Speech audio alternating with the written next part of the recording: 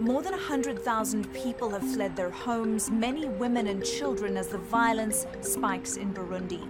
And the United Nations warns that this number will only swell if the fighting continues. Burundi is a small East African nation, roughly the size of the US state of Maryland. And while the fighting so far has been contained to the capital, Bujumbura, people are still terrified of the fallout.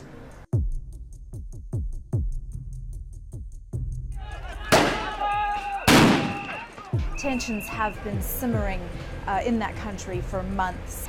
The protests spiked after the president, Pierre Nkurunziza, announced that he would be running for a controversial third term, and he's only permitted to serve 2 5-year terms by the Constitution.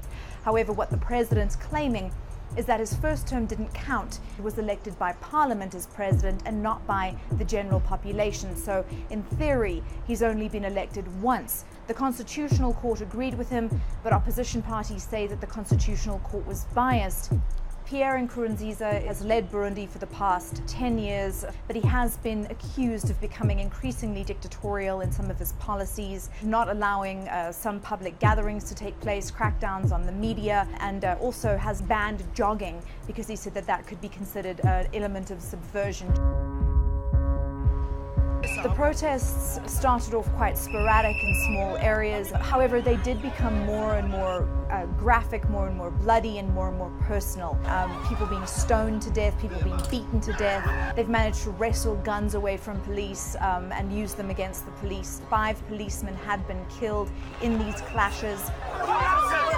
At least 15 protesters, we believe, have been killed by vigilante violence or by police firing live ammunition, although the government was quick to say that if police were found firing live ammunition, that they would be brought to book.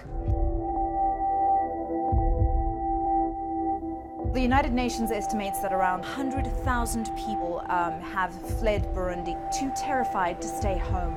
They'd rather walk for days to foreign nations. They're heading to neighboring Democratic Republic of Congo, they're heading to Rwanda, and they're also heading to Tanzania, fearing that this is going to spiral into all-out civil war.